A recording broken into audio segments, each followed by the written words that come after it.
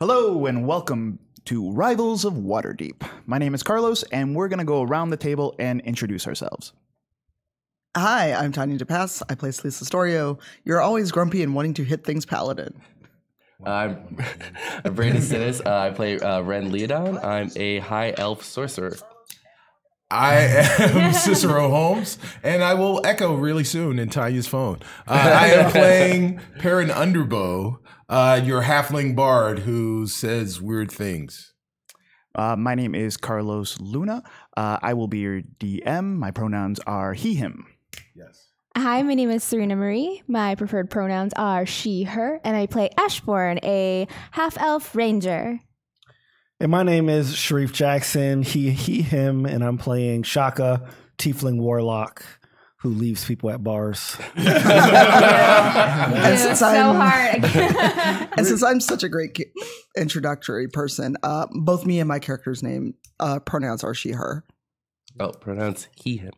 And I am also he, him, as well as Perrin. Perrin is he, him. Cool. Sharif, you just mentioned leaving the bar. Let's get to the recap. Previously on Rivals of Waterdeep. Dun dun. Yeah, so what happened last episode? So many things. Sharif met Dirty D. Dirty D. Yeah, Dirty another D. tiefling who he wanted to be friends with. I was so excited because if you guys have noticed this whole season, I've been asking, are there tieflings around? Yeah. Tieflings here. I've been rolling for perception to see. So this is the first time. So I was very excited. You wouldn't know that based on how you left him. Yeah. I was excited but unfortunately, guys, Night's Watch were on our tail and we had to get back to the Jade Rose. So Yeah. I made the awful decision, which I do regret. Well, I was an enabler for that decision, for sure. Yes, there were chickens. Because, so in my mind, the mind worms were panic or making you panic and be like, I don't know how to get out of this. I don't know what to do. So I'm like, I'll save you. Yeah. And that's what I did. I felt saved. Good. Oh, so Speaking of mind worms, yes, you lost yours. You lost your I mind did. worm. I got whatever that creature was that latched onto my leg. After lighting my own leg on fire to help get it off. Yeah, I'm mind wormless now. Yeah, you were having I still want mind worms, though. I'm like, I mean, you're like not myself, like down. as a person, wants a mind worm. That was actually my favorite part of the episode is just Rin turning to Celeste and be like, I kind of want one. He's being like, no. No, this is why you need an adult. But we were all doing that to try to get to the safe house. The Waterdeep guards were kind of on our tail, and we were sneaking through the town, trying to be as least conspicuous as possible. Which, I mean, it's us, so it was... Yeah,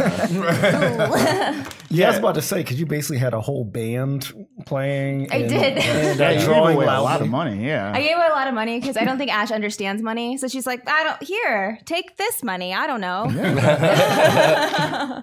Yeah, and then you guys made it to the bar. You ditched that guy. Yep. I started walking. Shaka got attacked and zapped and clawed at. Yeah, well, I I don't want to skip the fact that Perrin first lifts this guy's self-esteem and then brings it Out of right his back hand. down. So that dude is just man. somewhere in therapy right now. It's like giving someone a cupcake and then just smacking it out of their hand. Like, you don't, happy birthday, you don't deserve Not it. today. Oh, Yeah. Oh, that was man. great. That was fantastic. Yeah. But we made it to the Jade Rose finally. Right. And Melanie told us that there was guards all over the top floor and they were looking for us and that she had stored our stuff behind in the alley. Right. Yep. So we grabbed our stuff, and now that's we're where we ready to are. go. Now we're ready to go. we are. Yeah. Yeah, you guys have been walking, actually. Cool. You guys want to get into it? Let's do it. Yeah, let's do it. Yeah. Okay. Rin and Celise, the walk to the safe house is quite easy. You both are on full alert, but the streets, they seem to be somewhat empty, and no one seems to be paying attention to you. your mind begins to wander and reflect on the day. What are you guys thinking about? I didn't get to like stab anything, and I really want that back. Yeah. And then like Ren's like thinking like, Sleaze, you probably should take a bath at some point. Because, we're here. We're at the place. We're at the We hotel. haven't got there yet. Well, we're at the Jade Rose. We should try to like go. And there are in. people looking for us. True, but you probably do need a bath, to be honest. He like turns this way. He's like, "Don't kill me though, because I said that." You see this? I'm just saying. Look, elf boy. Oh boy. Oh boy. But this Really? After I yeah. saved you from falling off a building, this is how you treat me? I was just being very honest about, you want people to be honest with you, and I don't want to just like let you go out there in public and people say things about you. Oh, I nice care flip. about you a lot. I care about you too, which is why I haven't stabbed you. Have you not noticed I've wanted a bath like for the last 2 days? True, that's why I'm looking out for you. But we can't go on the Jade Rose. There are people looking for us. Oh yeah, true. And like Red like goes like this. He has like his crossbow like just in case. Vigilant. You guys are like 5 blocks away from the Jade Rose right And he's now. like, oh, okay, never mind. In the back. As soon as we get to the safe house, trust me, I will find some hot water. Okay, yes, but we have to Get make out sure, of this frippery. Yeah, we got to change our clothes, and I really like this vest. It feels great. Well, you can keep the vest. I can keep it. Oh, who's going to take it back from you? True, but I really like it though. Oh my God. And then Ren's like, this is my new outfit now. I'm not gonna wear this armor anymore. He like takes it off. He's like, I'm gonna keep this vest. This is my new look. How do you like it? It'll look good on your funeral pyre. Okay, and we cut to it. It's like a Seinfeld. We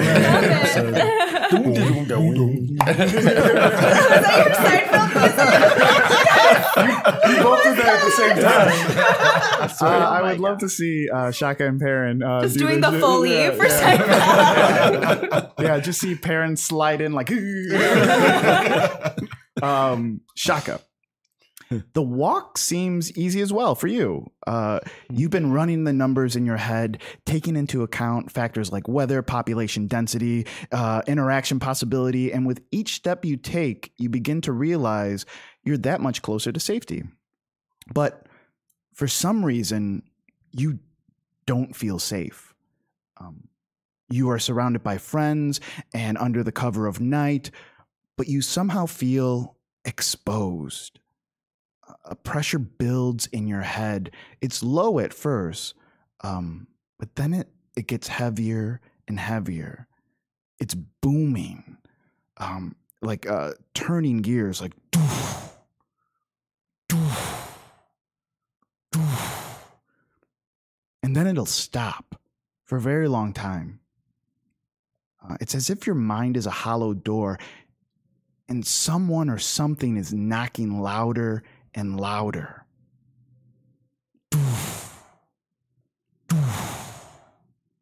And then it just stops. And you feel perfectly fine. So I start to think about, the last 2 experiences I had with my patron, how it felt very invasive and very adversarial. And, up till that point, I kind of had a very positive, I guess, view of, being a servant to the patron. But through my experience with this crew, I feel like I'm starting to doubt a little bit. These kind of poundings are kind of like reminders of like making me doubt if I made the right choice, basically. So I'm kind of walking, and that's kind of heavy on my mind as I'm walking by. Ashburn, Perrin, and Knock Knock. The trek to Castle Lane is filled with anxiety and paranoia. Most of the streets are empty, but every now and then you catch a glimpse of someone from a window or doorway staring back at you. Ashburn, you think, do they know? You hear the faint sound of shuffling down alleys.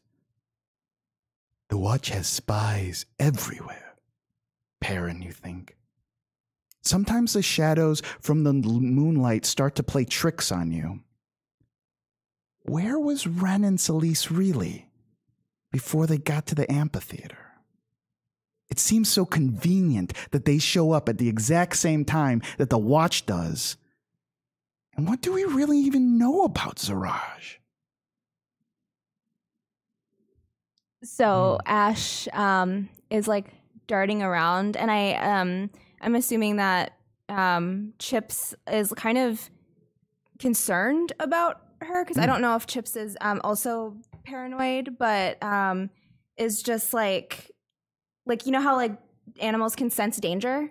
Yeah, Chips doesn't feel danger, but he's concerned for you. Yeah. He's like looking up. He's walking actually next to Duo, the little kobold. Okay. But you know, he's looking around. He sees your concern, and he does look around to see if he can zero in on exactly what you're concerned Yeah. with.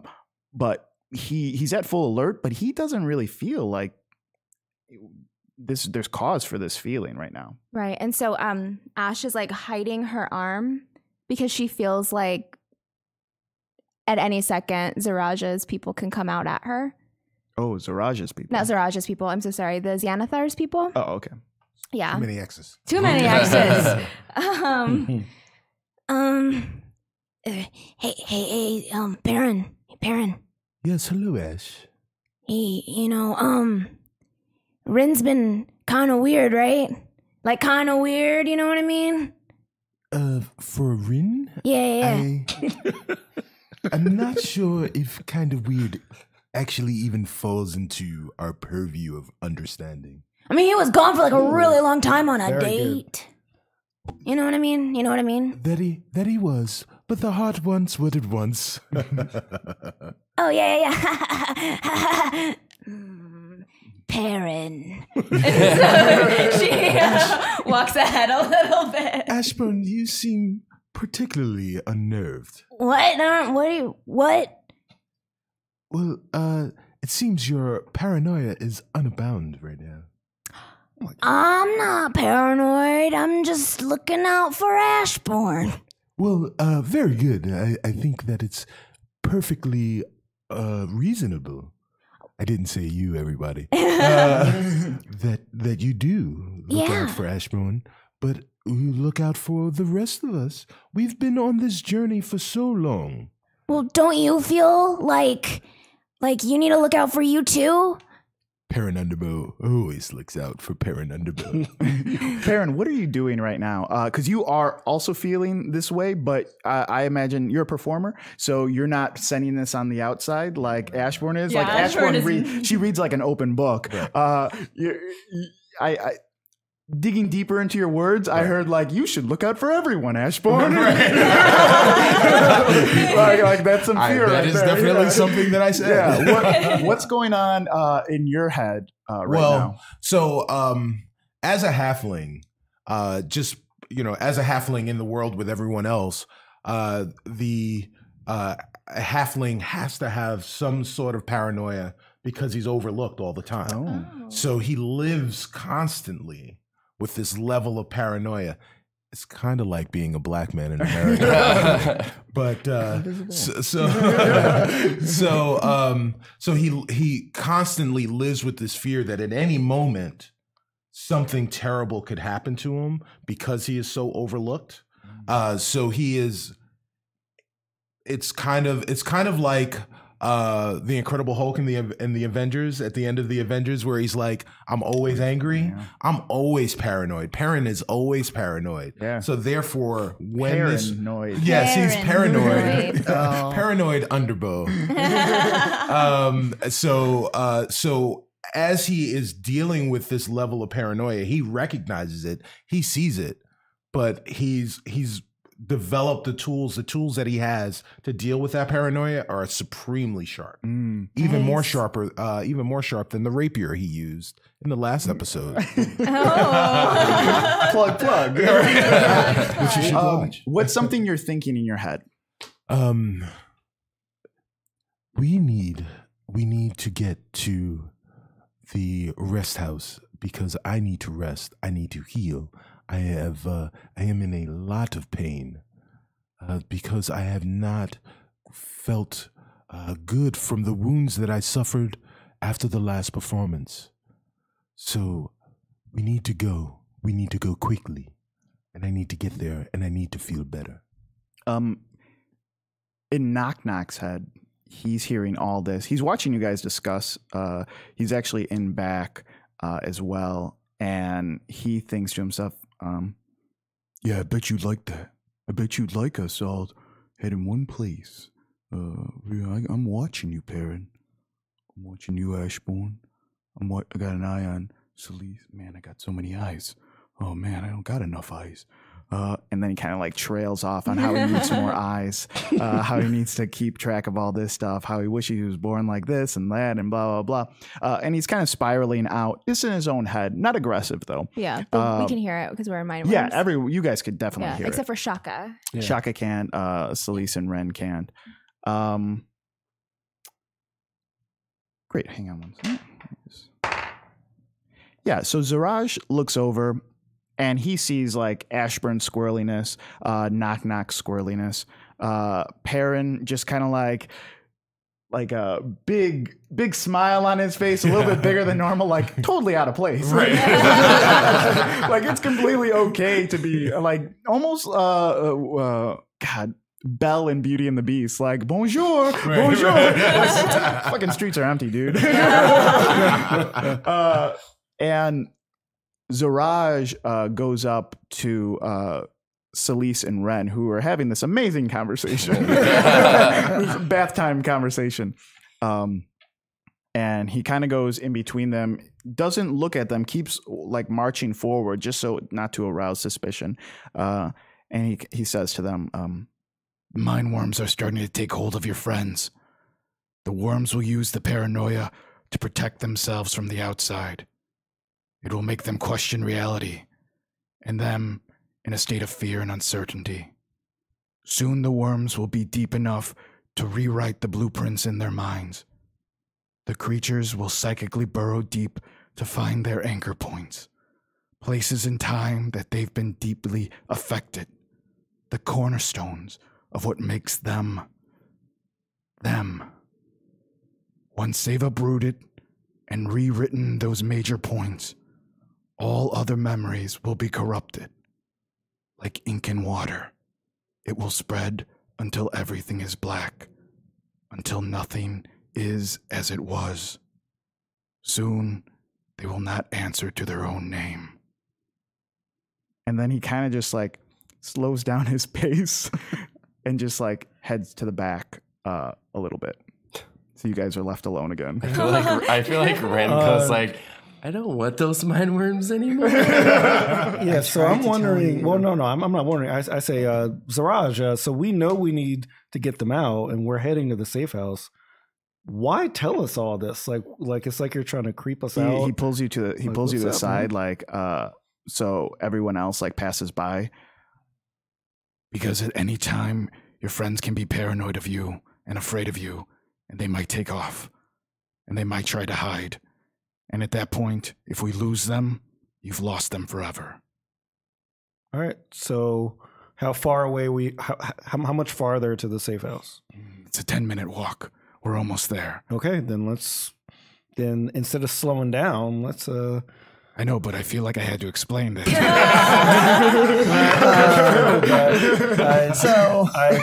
I was gonna say let's pick up the pace, but then Perrin would get mad at me. Sorry. And Ash sees Shaka and Zarash talking, and she has Chips on her shoulder, and she's talking to Chips now, and she's saying, "What are they talking about? Are they talking about us? I bet they're talking about us. I hope they're not talking about us. I'm just gonna go see what Shaka's doing. I'm just gonna." While you're talking to Chips, Chips has a concerned look on his face for you, and he's kind of like, "No, they're not talking to you." Everything's but fine. at that same time, Duo kind of like crawls on his shoulder, and he's just like, he's eating like a little apple. So he's on my shoulder too? Yeah. Yes. Sorry. He's just eating an apple, and he's like, Oh, you never know. They could be talking to you. Oh, I bet they are. I bet they're talking about me. They could be. Who knows? So wait, is Ash loud enough for us to hear her? Ash is always loud enough. For I don't know. Roll stealth. Yes. Let's see how stealthy you are. That is 17. Roll investigation. So you're on high alert right now. You're trying to pay attention to what they're saying, what they're doing, and what they're saying. So let's see if you notice anything weird that Ash is doing. I hope so. Oh God! Like, Contest your roll.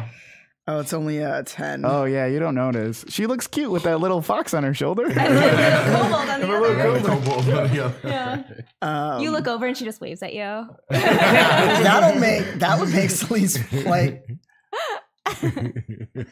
Are you okay, Ash? Do you say that to me directly? Yeah. Okay. Oh yeah, I'm fine. Oh, so good. Just doing. And she starts like you know when someone says act natural and things, and they're like it's all like sort of non-human. So she's walking, but it's not quite right. Yeah.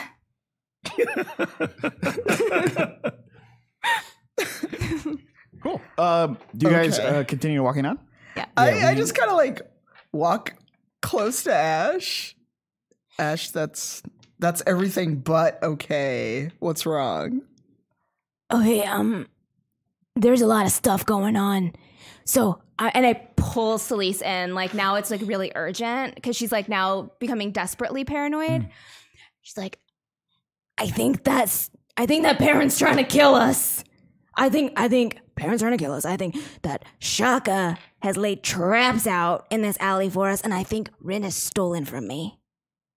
Duo's on your shoulder, and he's just like, he has this like apple in his hand, and he's just like, oh, I just said they were talking about it. I didn't think they were saying any of that stuff. Just probably nice stuff. I don't even. And he like kind of climbs down off you.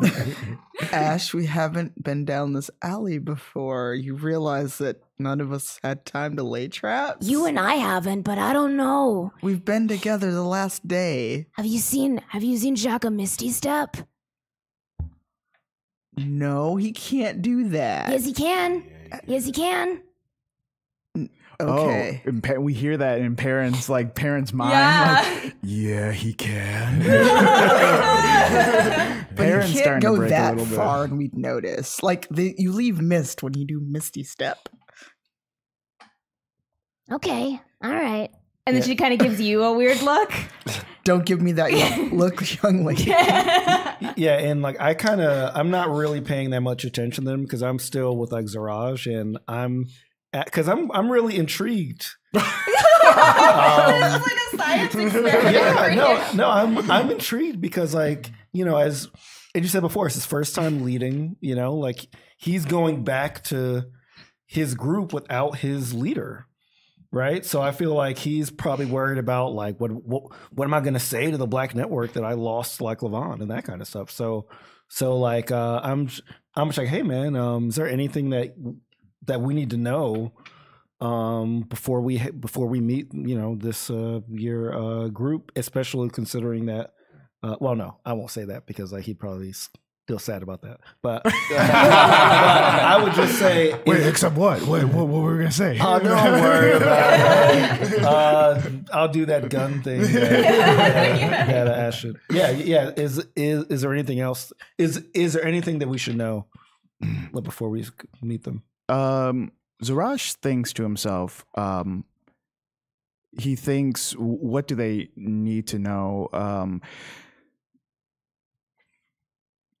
The warehouse, wherever it is off Castle Lane, will be in front. The street lamp will glow red outside the warehouse. It should be locked up. It should be inconspicuous. Don't draw attention to it, of course. If someone asks you to do something, do it. The place should be full, but we should be able to find a room to ourselves. And hold up for a while. Don't take anything. Okay, I'll let Ren know.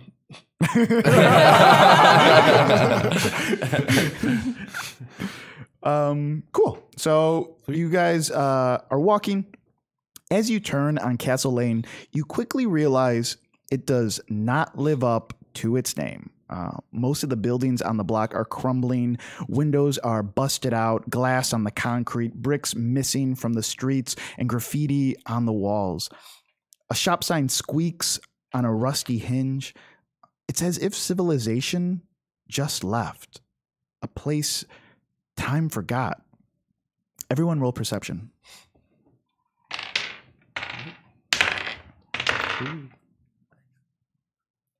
18. Ooh. 16. 22. Oh, wow. The paranoid ones, though, right? What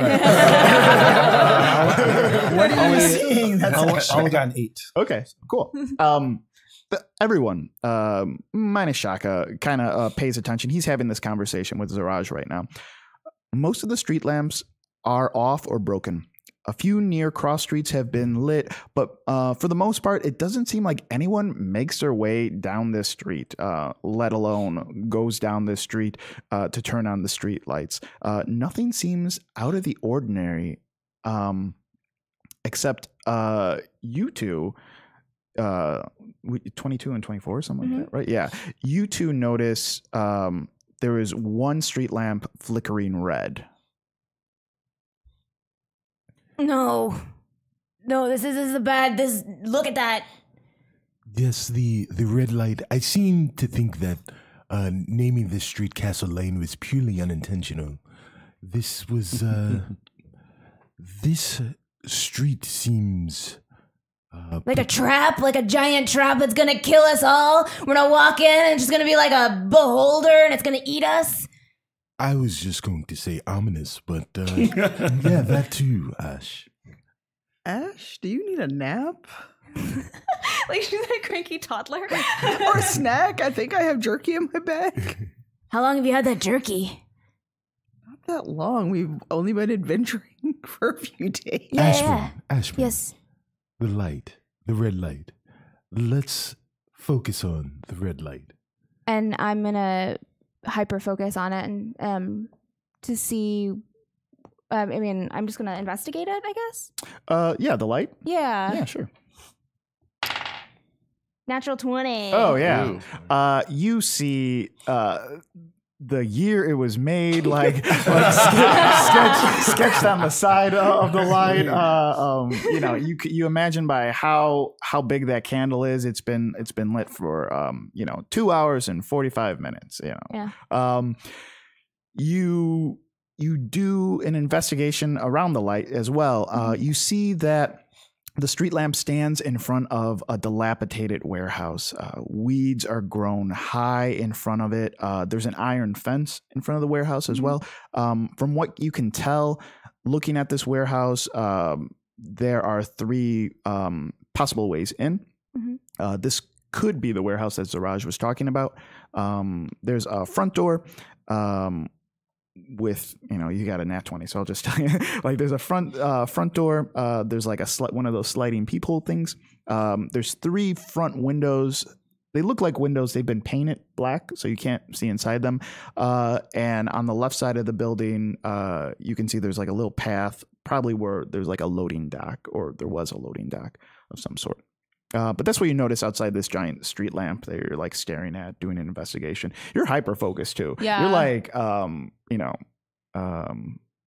like almost like on drugs. Like you're like looking around Yeah. and everything like that. Yeah. Ash, are you okay? I think we made it to the safe house. Okay. Zarash, you should probably lead the way.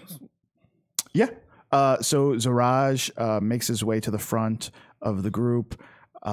He goes to the gate and he turns the handle.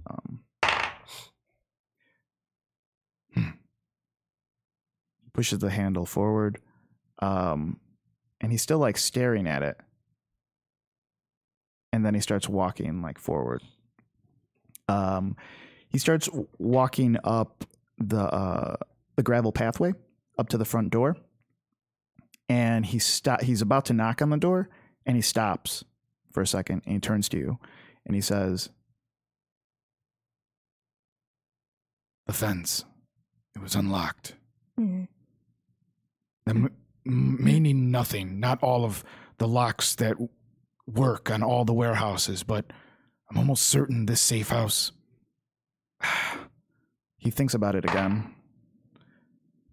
I'm almost certain that the lock on the front gate worked. Well, Seems scary. I mean, we still got to head in because they got to get those mind worms out. And if there's a healer here, I said we still got to go in. Yeah, Ash takes out her longbow and she crouches and she's gonna go through. Oh, okay. You're gonna open up the door? Ash don't care. Yeah. Well, I'm gonna. So the gate. We're just at the gate. We're not at the door. No, you're at the door. We're at the door. Oh, Yeah. okay.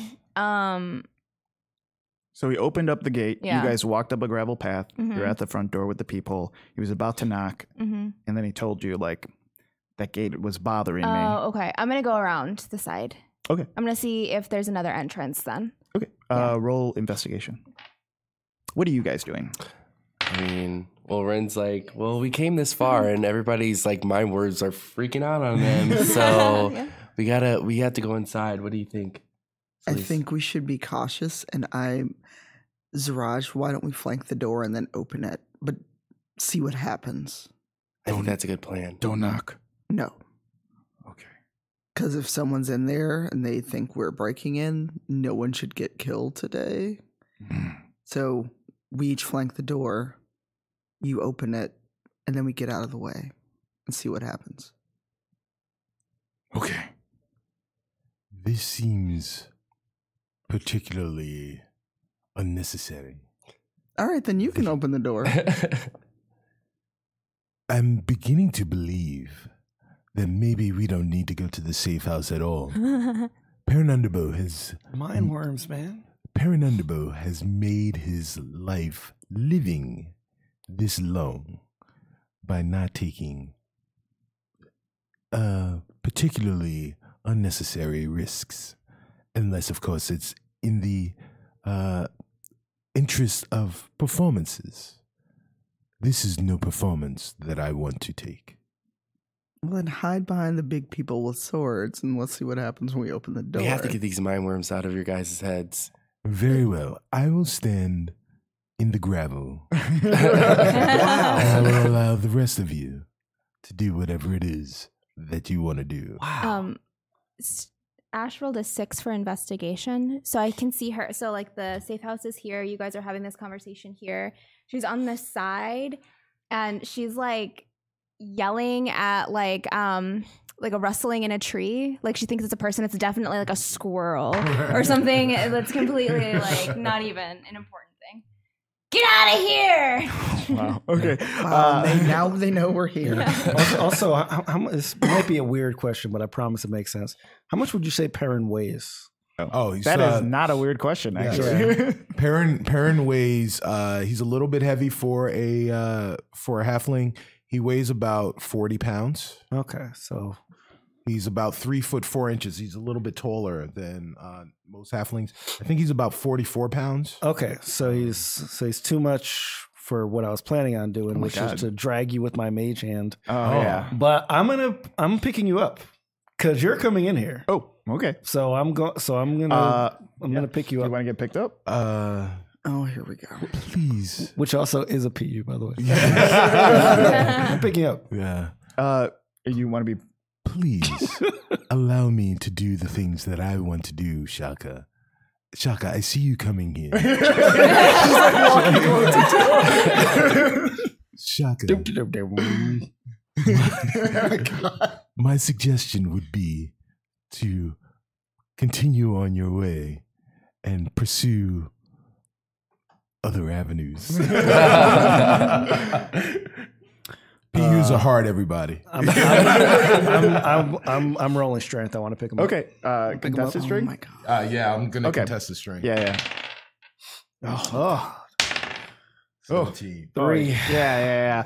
Your center of gravity is very low. Shaka goes in to like pick you up, and you're just like standing there, not moving, not budging, like a muscle as he like tries to. We shall not be moved. Oh my god. Fine. Well, at the very least, be a lookout or something useful, please? Perrin Underbow is nothing if not useful.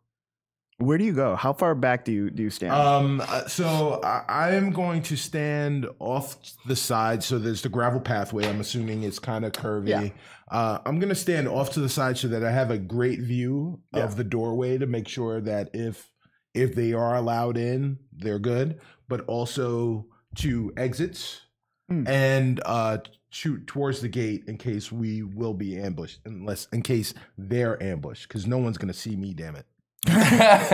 Okay, so I'll say you're about 20 feet from the door. Yeah. Okay, 20 feet from the 20 door. feet from You the can see like directly inside if it opens up. Ashbourne, you didn't see anything around the corner other than the loading dock when you made your way completely around the warehouse.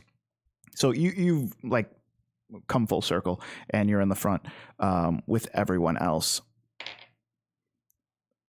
So, are we doing this? Are we going in? I hope so. Yeah, Okay. I'm ready. let's do it. It's them or us. Zaraj grabs the doorknob and flings it open and steps to the side. What do you guys do? I'm standing there like, Yeah, I feel like Ren is like pulls on crossbows, is like, I'm ready. Who goes in? Does anyone go in? Or Yeah, you I'm guys gonna go in. poke it? You're gonna go in? I'm gonna go in. Okay. Roll investigation. I'm scared. you ran in there. Oh God, a 4. A 4? Oh, okay. Yeah, you run in. You see these crates. There's also like a poorly. I guess they're using it as a couch. Looks like just like blankets on crates propped up against the wall.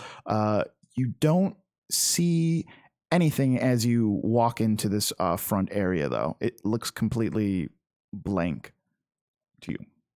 Guys, I don't see anything in here yet, but I think it's safe to at least enter into this area. You guys want? I need some help though, just in case I can't see too much. Yes, is there a hidden room, Zaraj? Or how do we access the actual... There's a couple of rooms as we get inside. There should be people here, though.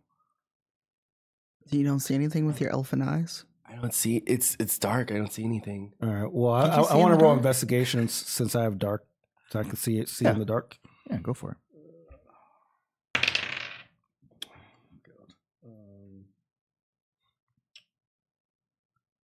Okay, I have 9.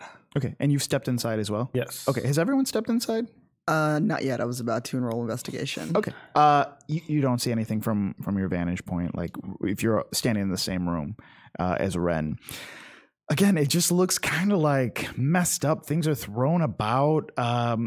You've never been here before, so you don't know if this is the regular of what this place looks like. Based on Zaraj's non-facial expression, he looks on full alert. Ash goes into the room with Rin because not only is she paranoid from Rin, she's paranoid for Rin. Oh, okay. So she's like, I think that Rin is going to die. Also think that Rin might kill me. It's very confusing. She goes in. Okay. Yeah. Roll, and how far do you go past him or? I go right to the side of him. Okay, so let's just say you guys are all like in a row. Yeah. Then, Okay, I guess I'm in gonna there? roll You're gonna roll. Okay. Yeah, let's do you guys it. are so. I didn't mean to make everyone so paranoid. Too late. To us. 17. Okay. Celise, you hear the faint sound. God, what is that?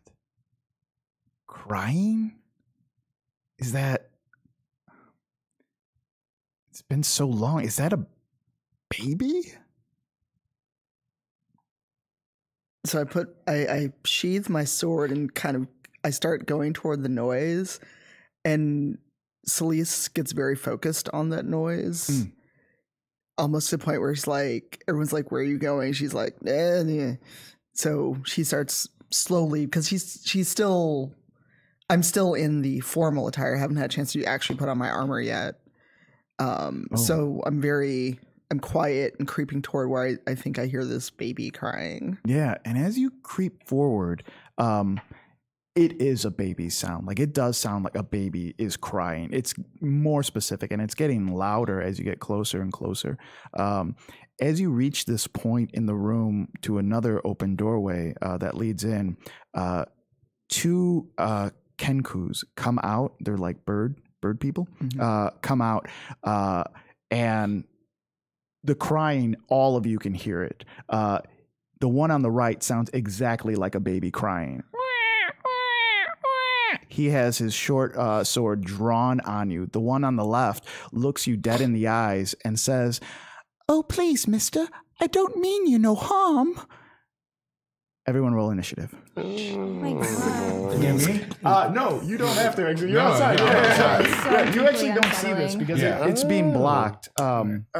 13. 13, 11. 17. 17. Fight crying birds. What was yours again? 13. What was yours again? 11. Mine was 17. Yeah, I was Wow, 17. betrayed me. Oh, wow. Okay. What's your dex? Did it? One. Well, yeah, one. Yeah. One. And then put the Kenku in there. Okay, last. Okay, first up. First up is Ash. She sees a crying Kenku with a short sword drawn, right? Yeah, he's not. It's not It's- crying. It's just its mouth is open, and you hear this crying Yeah. baby. That is so deeply unsettling. Oh yeah. Yeah, that is very, very scary. I'm going to lunge at it and try to rip it with my claw. Yeah, go for it. Yeah, it's a very feral attack because it's very, very, very scary, and she's already very paranoid. Natural 20. Oh yeah. Roll damage on that guy. God. That paranoia is being put to work. Yeah. okay.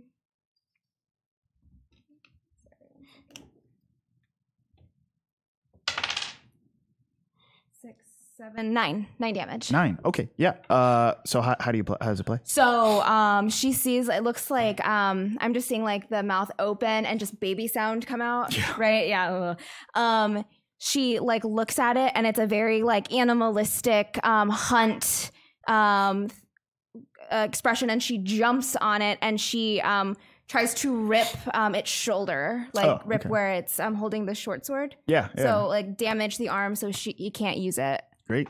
Yeah, and it your claw goes in, drives in. You can feel the flesh in between your fingernails as you like start tearing inside him. Yeah. Great. Who's next? Next is Rin. Rin. Okay. So I want to cast Firebolt, but I feel like Ren is like, well, it's my turn to fight, and he grabs, like he goes towards the ground and like picks up a Firebolt like this and just like lunges it. So let's see if it goes. Hits. I don't know. I'm doing this dramatic thing. It probably won't happen. Yeah. 19. Okay. That's before your It hits. bonus. Which So- one? It's definitely going to hit. Yeah. Which one are you going Yeah, for? The 3, one 22. that's on the ground or the one that standing right there? Which one's closest to Ash? Well, Ash is on top of one, Oh. basically. Yeah, she's like trying to tear one apart. Okay, so There's- I'll go for the other one. Okay, I'll go for the other one so I don't hit her. Sorry. So yeah, he does the thing where he like lifts his hand from the ground and like it's just like that. Nice. Yeah. Yeah, and this red flame starts to slowly grow in your hand. Yeah. You go underhand and just do you toss it underhand? Sweet. Oh, let's see. Yeah. I play a character. I on the- feel like it's like he does it underhand. Underhand, Yeah. yeah. I think he does it like that. Yeah, I think that's like It's a question. Yeah, yeah. Is Celeste still in the? Is Celeste in the way? I don't think Celeste isn't in the way. This doorway opening is like 2 doors like Okay. wide. So you would just spread apart like that. And I think you're poor Celeste. She stands and she goes in and then like this little elf girl goes right past her and then she's like, "Well, I'm gonna get you." And this guy catches on fire. Deal damage to him. What was your damage on him? Wait. D6. Wait. What? D6. Oh, sorry. D6. How many d6s? No, is it? what's your firebolt? Sorry. My firebolt is 1. Level 10. 5. Level 2d10. yeah. 2d10. See, this is what I get for not having my dice out already. Okay. 4 and 2. Wait, that's a d8. Is it? D8s. Oh, those are D8s. My bad. Oh, Yeah, take those back. So roll Okay. roll this one twice. okay. 5 and is that 6? Six. Or is it? Yeah, 6. 11. No, that's Oh, is that 9? That's a 9. Yeah. That's 5 9? and 9. Yeah. 14. Okay, so 14. Yeah. You kill him. How does he Oh die? my gosh. How does he die? Okay, so like after Ren has like, sent the firebolt out, he like walks up to him and he's like, don't tell any of your friends that we're here. Oh, that's fucked up. We're here on a mission. While he's burning. I feel like he has like flames coming out of his eyeballs. Like, don't tell anyone we're here on a secret mission. Oh my god. And like, because he's trying to like redeem himself at this point. He's like, this is the first time I got into a fight in like a few days. His mouth is open. Yeah. And he's just, all you hear is that little boy sound of, please, sir, I mean you no harm. Please, sir, now I that makes me mean feel you no bad now. I harm." just did that. It's like- creepy. That makes me feel Moving bad. I into- just did that now. Oh, that's so creepy. But yeah, like Ren is like, don't tell anybody we're here. And then like I feel like it just goes into like dust. Oh, yeah. Yeah. Yeah, he disintegrates. Yeah. He's that scene in Indiana Jones and the Last Crusade. Yeah, he's like that's on like- fire and then like Yeah. slowly like falling apart. Poor Celise is not getting a swing at anyone. No, we've been trying to fight. So Who's next? next is Shaka. Okay, so I'm going to cast Thaumaturgy, which is a cantrip that I have not used. I have never even heard that one. So it basically lets me do things like create voices or like alter my voice. Oh, okay. So there's one thing that says that my voice booms to 3 times as loud as normal for a minute. Okay. So I'm gonna look at the one that's like alive, that like you're him. trying to like tear his like arm off, and then say, "Listen, Birdman, you've seen what we've done with your companion.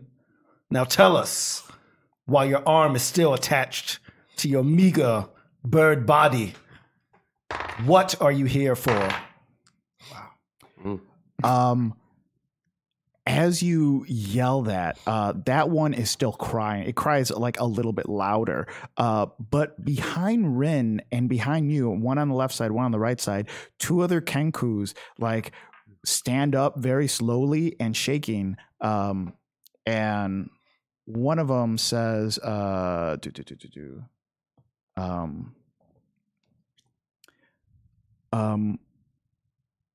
of them sounds like a woman. And it says, oh God, I'm gonna mess up this voice. So it's like, are you looking for a good time? Follow me. Are you looking for a good time? Follow me. And then the other one yells, bring me the wizard's son. He knows where the stone is. Bring me the wizard's son. He knows where the stone is. Oh, parrots! They're parrots, guys. They are parrots. I think they're parroting what they heard the people that were in here. They were torturing. Well, okay, I'm sorry. I'm like thinking this. I guess. Yeah, all this happens at the same time. Like, it probably surprises you that there's 2 other Kenkus on the other side. Yes. So I'm thinking, before I say it out loud, I'm thinking that these are basically functioning like parrots. They heard whatever happened in here. Somebody came and threatened the Night's Watch, and they left. So that's what I'm thinking right now. I haven't shared that yet. Oh man, we had mind worms. If we had mine. If only. Celise is next. Celise, I finally get to stab something. Yeah. you're just like, oh, give me a piece of this. And then you turn around and you see like there's 2 other ones. Oh, what do I take? The one in front of me, the one behind me. Oh. I'm gonna go for the one that Ash is like trying to rip the arm off of. Gotcha. Try to finish it off. Great. Oh, dice, don't fail me.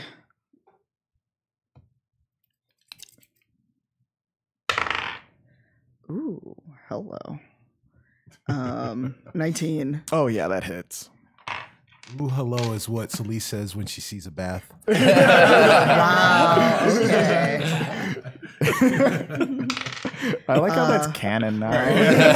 Totally canon. 6 damage. 6 damage. Okay, he had 9 before? Yeah. Yeah. Okay, how do you kill this guy?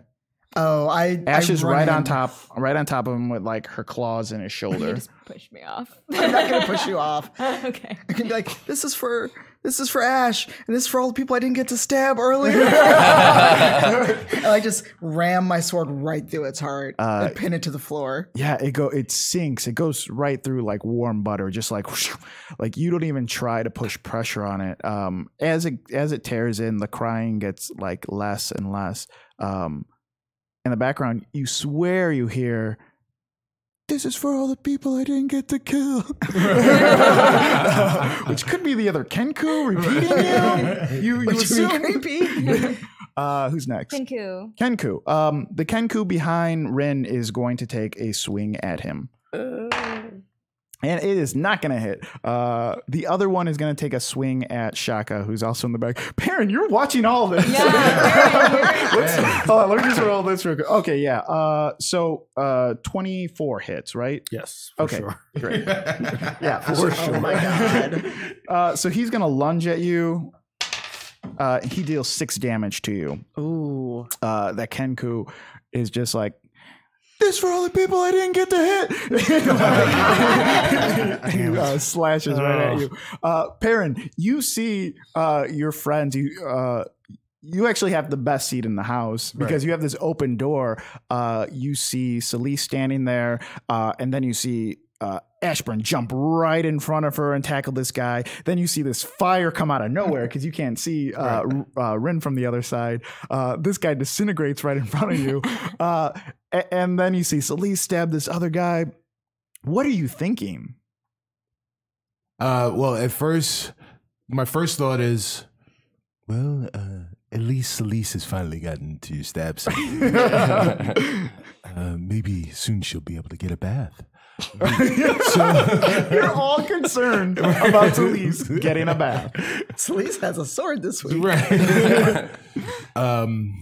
So I'm sitting there contemplating letting them continue to fight. And then I think about all the adventures that we've been on throughout this. So even in my want for self-preservation, my caring for this group of people that have become more than friends, have become family. It's, Perrin hasn't had a family since his family died in a fire back in his hometown. So he's gone around and he's made lots of friends. But he hasn't really found people that he can trust. So even despite the fact that there's all of this paranoia going on, there's a feeling of belonging with this group, and there's a feeling of responsibility. So I say, so Perrin says, perhaps it's time for me to put up with all of this nonsense and go join my family. Duo is standing right next to you. Yes. Who you haven't been paying attention to. He's just been eating all the food. He's actually eating the jerky that was in Celise's bag. And he turns to you as you're just like having this superhero moment, Right. And he's just like, I thought for sure you were going to say, put up or shut up. I thought for sure you were going to say that. Perrin Underbow always zigs when you think he will zag. Zogs. Oh, zags. That's a good one too. Yeah. Zigzag. We going in there? Let's go. I see you've been renamed from Thing 2 to Duo. Duo. Yeah, Let's do what I always thought that you would do. Breaking skulls and biting people's legs. I was going to say be a hero, but yes. Oh, yeah. I'm going to be a hero too. Yes. Yeah, let's do it. And you guys walk in together? Yes. Great. We're walking in together. We'll put you right after the Kenku. Okay. Who's next? Back to the top. So the other Kenku. Who's next? Yeah, Ashbourne? Yeah, Ash is next. Sorry. They're just like standing there. They're not doing anything or attacking or. Oh yeah, knock knock. Oh yeah, knock knock. God, guys, there's so many. And there's Zaraj too. Yeah, so I'll just put them at the end. Yeah, put them at the end. So knock knock and Zaraj were kind of the tail end, anyways. So knock knock sees the one on Ren's left. He's going to take a swing at him. Oh yeah, that's gonna hit that guy. I think it's gonna like really kill this guy. Hold on, let's get to Let's see.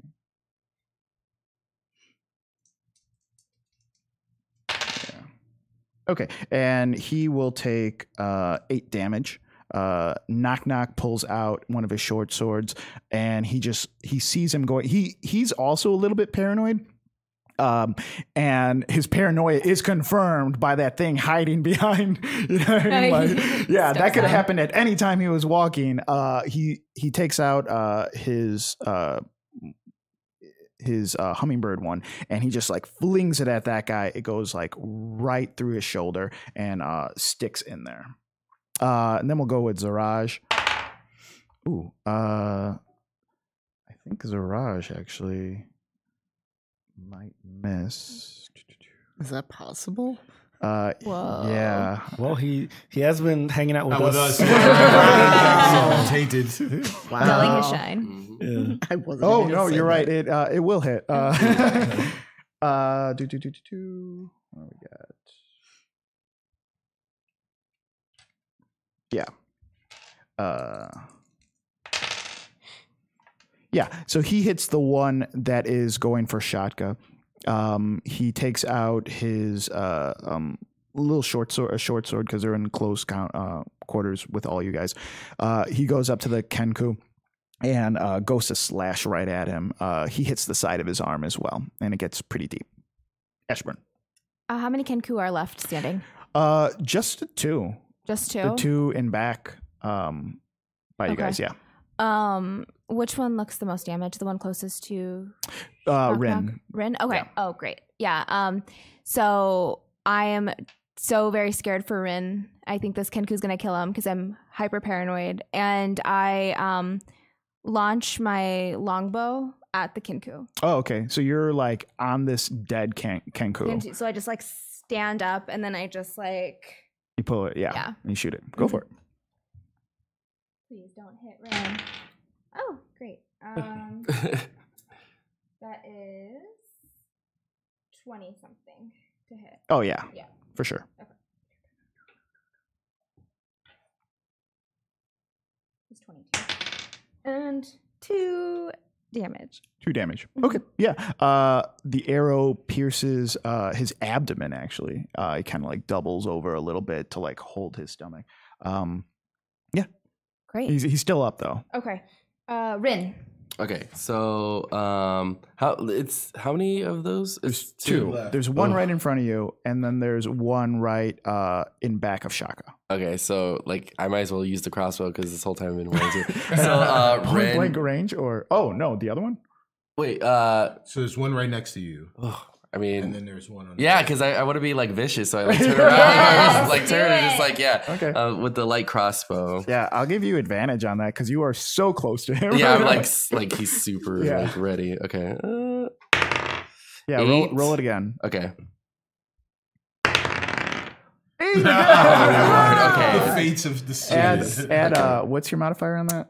It Sorry, on your crossbow. should be. I don't think I have it. You do, but you didn't write it down. Oops, I didn't write it down. Okay. Yeah, I didn't write it down. It's probably not high enough to hit though. Okay. So yeah, you go. He's very close to you, but for the way his hood is up and he's moving around, it just goes through the fabric. The arrow just cuts right through the fabric. It actually doesn't hit him at all. Okay. Who's next? Shaka. Shaka. Cool. So I'm assuming that when we got our bags from the J Rose, all of our stuff was in there, correct? You guys didn't go through the bag. Okay. So can I say that I have my crossbow right now? Right? Yeah. I could say that on the top, the crossbow would be that one of the heaviest things in your bag. So Okay, all right. yeah, it would be at the top, I would say. Okay. So I see what like Rin does, and I say that looks pretty cool. I want to try that as well.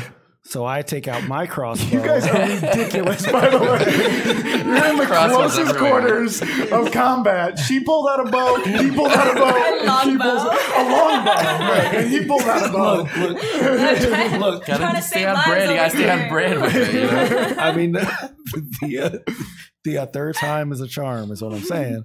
So I turn to like the one that's like behind me with the crossbow. Yeah. Okay. I'll give you advantage as well. Sure. All right, 13. Oh wait, sorry. 17. Yeah, that hits. Yeah, that arrow that's 3 feet away, it hits. 4 4 damage. Which one is this? This one is Zarash hit, right? Yeah. So this kills him. How do you kill him with the arrow? Okay. So I Where does that arrow hit? yeah. So like I kind of like because I think he was behind me, correct? Yes. You Right. spun around. Right. So like I spin around and I aim the arrow for his throat. Oh. Okay. Because I'm not sure if this one is gonna do that crazy baby cry. Oh yeah. Like the other one did. So like my thought is, well, even if I don't kill him, I can at least stop him from like if he potentially does that like a call. So I fire it and ends up taking him out. Yeah, and he's actually repeating, bring me the wizard's son. He knows where the stone is. Bring me the... And then he topples over. Who's next? Celise. Celise. Is anyone alive? Yeah, there's the one right by Ren. He's looking horrible. I could probably just kick He him. looks pretty. You want to hit? You want to kick him? Yeah, you just kick him. You can roll. That's pretty confident. I mean, is it enough for me to like run up with my sword, or You can do it however you want to do it. 'Cause, I mean, unless I win, I have no bow. Otherwise, Yeah, you want to run up to him and kick? Want to kick the bird? sure, it'll be good comic relief. Okay, go up there and kick this bird. Let's see if we can Oh kick, God, what's my Kick melee that though? bird. kick that bird. Kick that bird. Kick that bird. What's the Your strength modifier? my strength then is +3, so 14. Oh yeah, you kick him dead. Well, I mean, it's just basic. Well, if you roll your damage, I mean, you would have. Oh God, what's the damage? Yeah, on I melee? think he forgot. just needs 2, and then he's dead. So, So is it a D6 or D8 for melee? I would guess 6. Okay. Yeah. Oh. 1, you didn't kick him dead. No, I get a. Oh yeah, you get a bonus. Yeah. Yeah. you get a So I bonus. get at least 2 points. Yeah. How do you kick this bird dead? So I like run up like I'm gonna actually like kick a soccer ball. Yeah. And just like rear back and just punt its head. Oh my god. God. While he's saying, he's like, his head is actually pretty low because he doubled over when he took. What? Well, yeah. And he's actually saying what you had said a moment ago. He's like, finally, I get to hit something. Poof. And then like the side of his skull just gets like caved in and he topples over. Perrin, you just walked in the door. Well, so, all right, so Duo and I were zigzagging Yeah. on our way to the door. So we zigzag our way in, and we were ridiculously precise in our zigzag, and we get to the door just in time to see Celise punt the head. Oh man. Yeah, looks like they got everything under control here. That was particularly unnerving, Celise. Zaraj heads straight down the hall. He's gone for a minute, and then he comes back. It's empty. The place, Kinkus must have came, ambushed my men, and there's bodies in the back.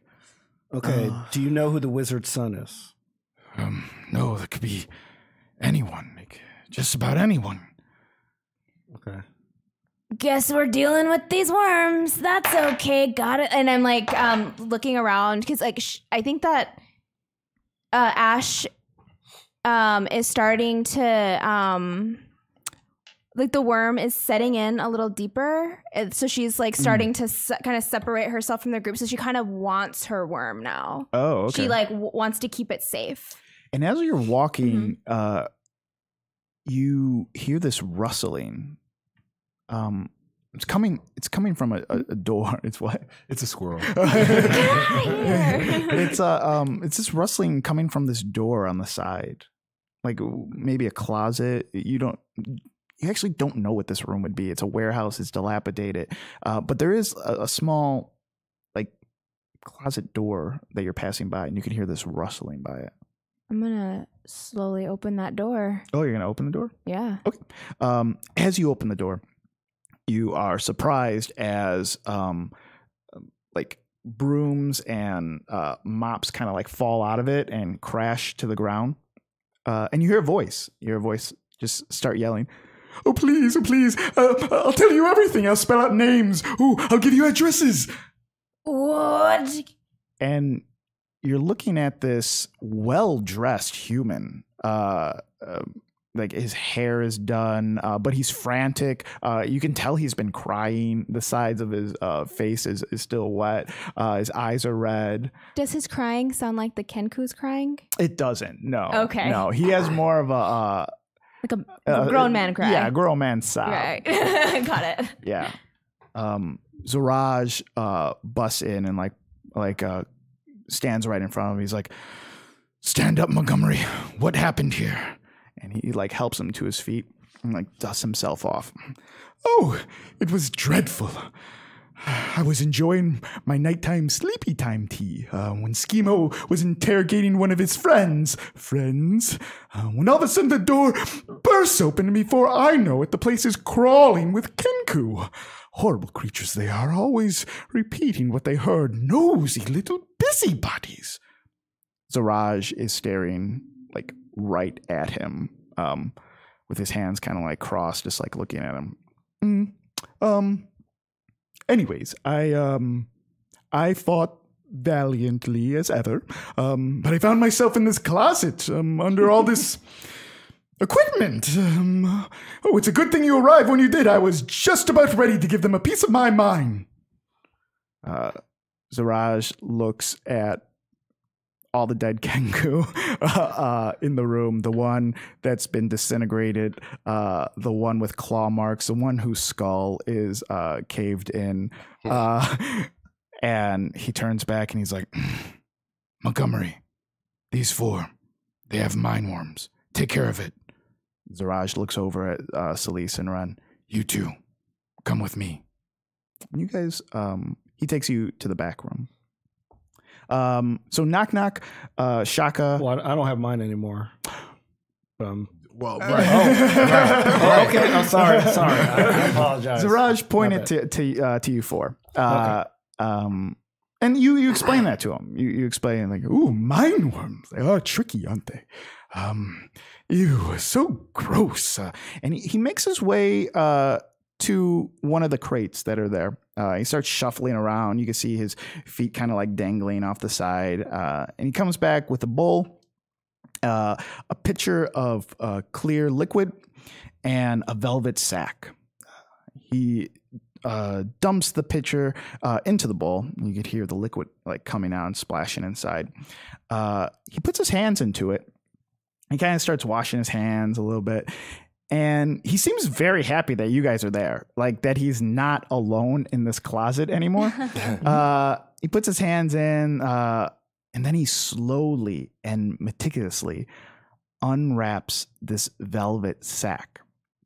And he says, these stones are said to be older than time itself. Once harnessed, the psychic power can destroy just about anything. Say bye-bye, mind worms. And he puts them into the bowl very carefully and slowly. He puts 4 of them in there. Okay, let's give that a couple minutes, and I'll prepare the room. And he dashes off down the hall and like leaves you guys there. So are we still in the same room with the Kenkus? Yeah, there's bodies still there. So I'd like to roll investigation on the Kenkus. Oh, yeah. To see if we find anything on them. Mm-hmm. I did not find anything. Yeah, that's pretty low. My investigation is a 7. Yeah, it's pretty low. You go, you find him You search through their stuff. You don't really find anything. You find a dagger. You find different change purses on him, mostly copper pieces.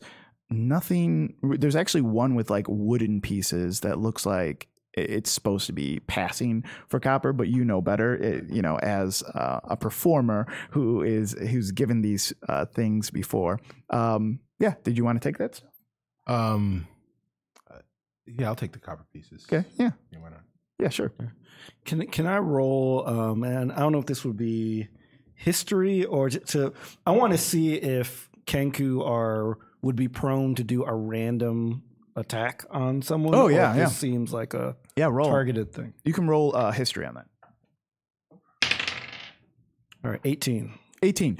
Yeah, they're not prone to that. Like if they are here, someone sent them here. More than likely, they've been enticed with there might be gold somewhere. But for the most part, they're not breaking entries and causing havoc just for the hell of it. Okay. They're probably there. They probably were there for a reason. I want to investigate the Kenku as well. The one that said specifically the wizard's son. Oh, okay. That Kenku. And I'm going to look for markings because in the alley a while ago when we found one of the bad guys had a mark on him to specify who he was working for. Oh, right. Yeah. Right. So the bugbear had the Xanathar sign. yeah. So I'm just looking for any sigil, any symbol. Yeah. Oh, that is 8. 8. Okay. You don't find anything that would. There's nothing on the Kenku that would tell you what he was doing there or anything like that. You do notice a small patch of feathers missing on the side of its neck. And as you like move the feathers up just a little bit, you do notice that yellow marking that you had seen before. It's faded, and you can't really make it out, but it's pretty much just a circle with some like loopy rays coming out of it. Oh, so it is the Xanathar birds. Xanathar. Xana birds. Xana birds. Great. Do you guys want to do anything else while you're there? Knock Knock is there, and he's just like, he's looking at these rocks, and he's just like, what do you think these rocks do? I mean, we already had our experiment with rocks at the at the tower. I think it's called the Black Tower. Yeah. Like black That tower. staff tower. So don't flip them, guys, and don't lick them either. Okay. You look right at me. Yeah. Knock Knock puts his hand inside the bowl, and he just like flips it. Knock knock! What? Nothing happened. Oh my gosh! Nothing happened. Something could have happened. It You could- ruined You it! never know. You never know. Something could have happened. And he takes his hand out of it. You know what?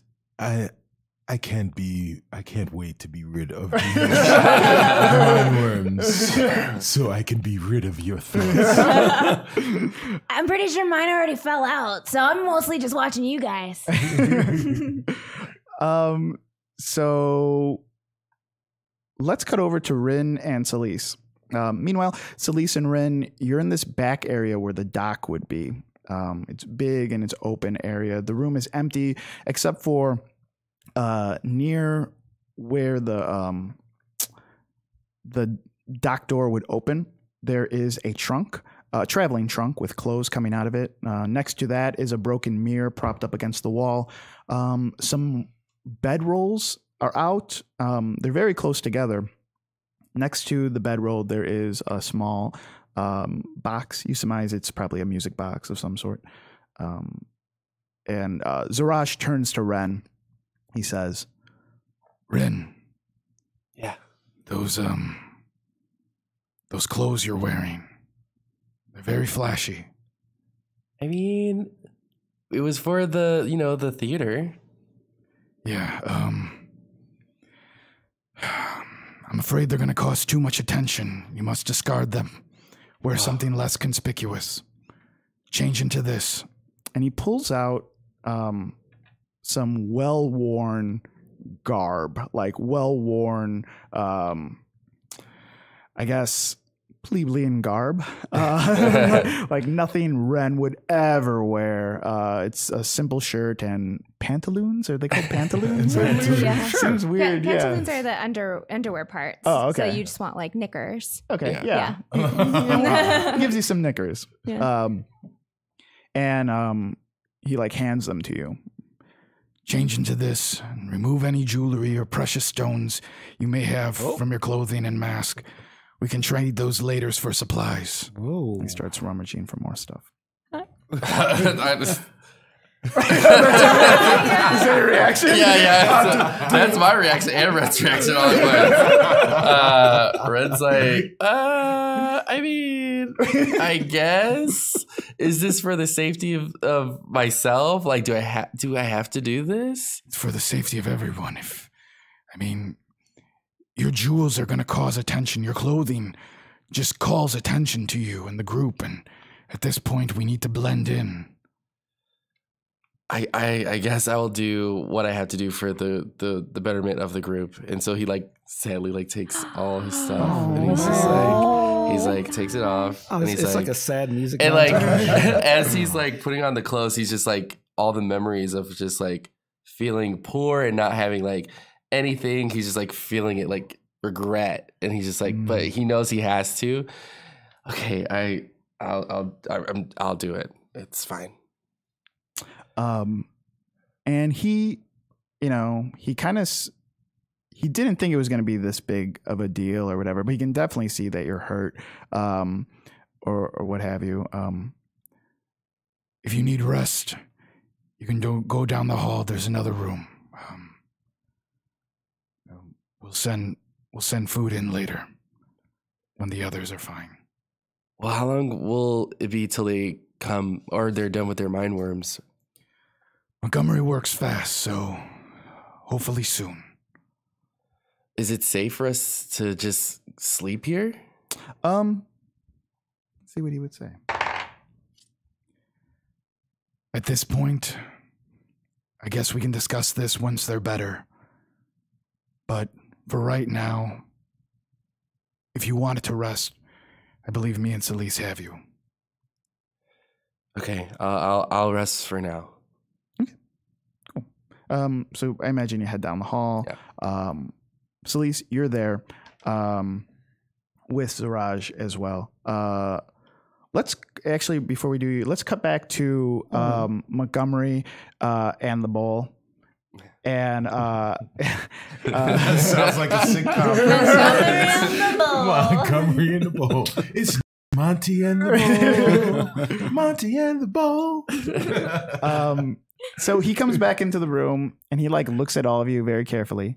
He looks at Shaka. It looks the same. Ashbourne is kind of just like tweaking a little bit. Perrin is also not tweaking the same way that Ashbourne is, but he's very smiley and very like, I'm not hiding anything. Like an I Love Lucy episode. Right. And there's just Knock Knock. He's also not. Knock Knock looks very similar to Shaka, just standing there. And Montgomery like points right at Knock Knock, and he's just like, "Let me guess, you grabbed the stone, huh?" And Knock Knock's like, "No, I didn't grab the stone." And he's like, "Of course you did. Everyone grabs the stone. It's crazy how often that works." And he grabs the stone from the bowl, and he just throws them in the corner. He starts throwing them in the corner. The stones? Yeah, he just starts throwing the stones in the corner. What are you doing, man? And Montgomery's just like, worthless, but effective. The stones are garbage, you see. The real magic is the saliva, the intellect saliva that gentleman has his hands covered in. And Knock Knock looks at his hands, and they're like, it's kind of like this, they've been moisturized in this like saliva liquid that he put his hands into. And Montgomery explains, he just says, "Ooh, it numbs the psychic pathways for a little bit. Gross creatures, those intellect devourers, but they're good for something. I imagine that was the same thing that they did to your leg." And he points to the claw marks like on your legs. How'd you know that? because he can tell you're subdued, just like this other guy. You didn't send that thing, did you? Oh, do you ask him that? I do ask him that. Okay. How would you know? No, I would never say. I would not. Oh, it would take great power to send something like that after you. Just checking. Okay, folks. And he like slaps his hands together. Here's what's going to happen. You're going to get into that room with me, and I'm going to dive into your mind. Now, don't worry. It's going to be horrible for me. This bug that you so graciously put into your head is attaching itself to a memory of yours. Something really important. It could be something happy. It could be something scary. But whatever it is, it's something that you need to stay with you. We're going to go into that memory, and that's where that bug will be. Any questions, big guy? And he points at Knock Knock. Nah, I ain't got any questions. That's okay. And he grabs Knock Knock by the hand, and he says, you two, put your hands in the saliva while I'm gone. And he carries Knock Knock to the other room. Ash, Yeah. young ladies first. No. I'm not gonna do it if you're not gonna do it. Oh, I will do it, Well, but only after you. okay. How about we do it at the same time? The same time. Okay, well, we'll count to 3. Count to 3. Shaka, you in? I'm not in. I don't have mind worms, so I'm just watching you guys. How do you know you don't have, did it come out of you? Or is it still in your brain? I don't know. Or is it asleep? My leg was on fire. I don't know. But I'm not down with this as of now. So I can count for you guys though. I can count for you guys. We have to cover him in the saliva. That may be a thing that we can do. I say this via mind worms. Okay. Yeah. That's what I was wondering. Okay, gotcha. So we're gonna count to 3, and then you count us down. Yes. Okay. All right. From 3 to 1. Yes. Okay. Yeah. I'm sorry, guys. I'm joking. All right. Okay. All right. 3, 2, 1. Dunk those hands. Dunk those hands. Perrin goes to dunk his hands, and he stops. And I stopped too. Right. Oh, you Come on, guys. you were gonna trick me. I was not going to trick you. I was going to be chivalrous. So because of who I am, because the bowls are next to each other, right? Oh, it's just one Yeah, bowl. it's like one big one. One big salad bowl. Oh, okay. Yeah. So because I am clumsy and brash, I'm so upset that you did this. I grab your hands and I dunk them, and it causes both of our hands to dunk. Sweet. Oh! Yeah, and you guys are just covered in this saliva. Can I, if I said something to Montgomery right now, would he be able to hear? Yeah, you would have to yell it down the hall. Okay. Hey, Montgomery. Don't you have the booming voice thing still? Is that still going? I think that ran out. I think It was like a minute. Oh, yeah. But I could cast it again. I mean, it's a cantrip. Yes. Yeah. So, so you said that thing already bit my leg, and it took my. Do you think I still have a mind worm? Is what I'm saying, because I can't hear thoughts anymore. So, do I need to dip my hands in this? He peeks his head through the corner. Maybe. I don't know. Are there any negative effects if I don't have a mind worm and I dip my hands in this? Stickiness, gooiness. And it could smell for days. Oh man. Okay.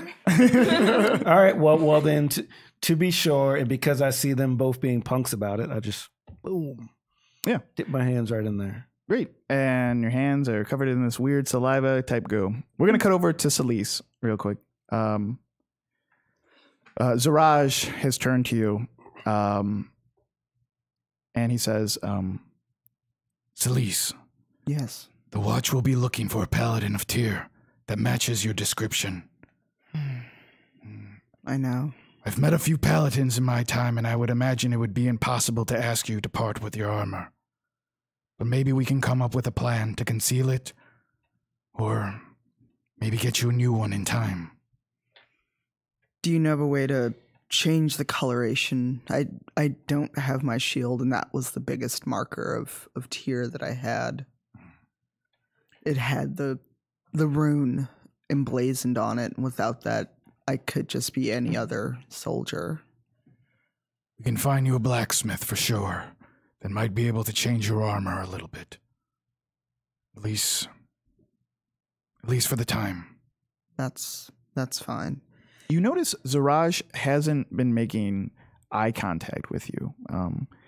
He's staring down at the corner at this, like he's business as usual as he's talking to you, just like he was with Ren. But you notice he has been staring at this little box next to the rollout beds.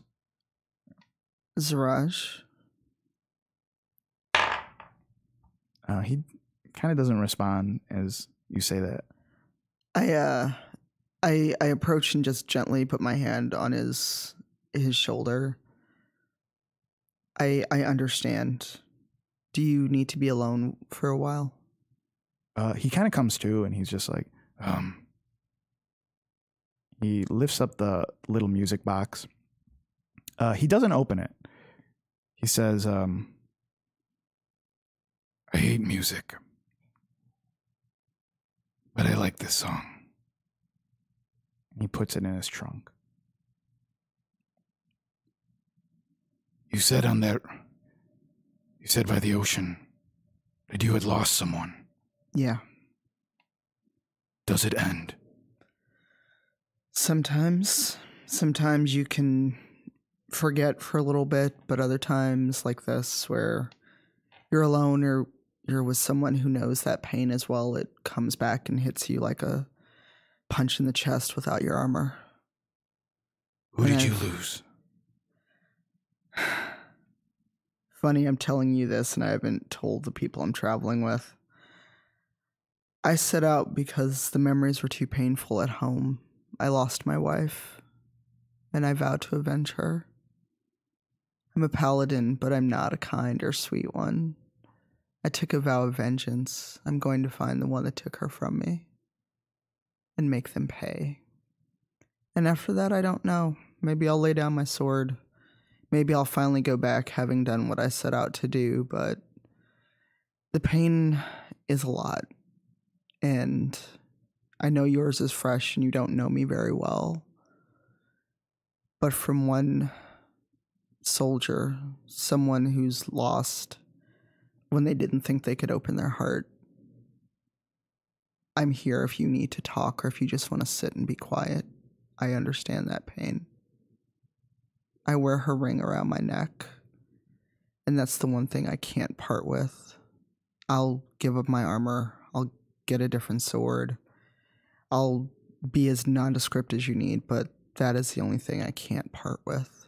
It's the last thing I have of her. He hears that, and it feels right for him. He has sadness to go nowhere. He's not a person that does well with feelings. So he has sadness to go nowhere. And as soon as you say you have vengeance or that you want revenge on the person that's taken him, it clicks with him and it feels like, oh, I want that too. Like, I want that too.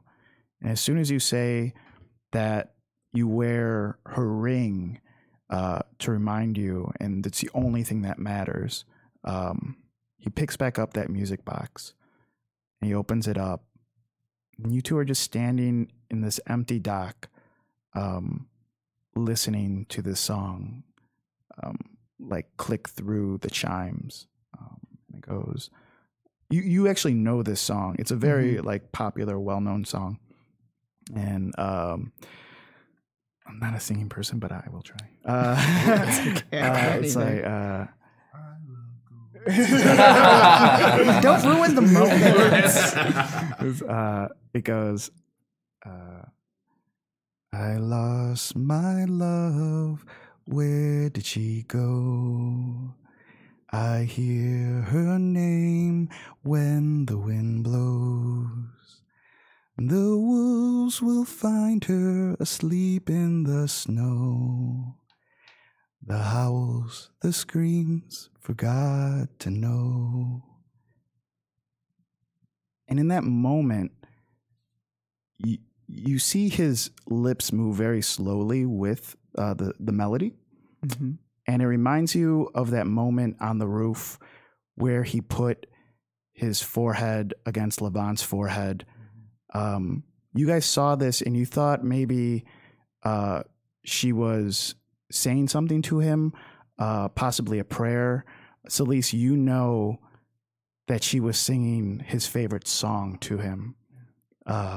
Something that she probably sang to him before she went to sleep. We're going to cut over to Knock Knock walking out of Montgomery's room. He looks happy. He looks really, oh, sorry, he is a little misty-eyed. Let's turn around.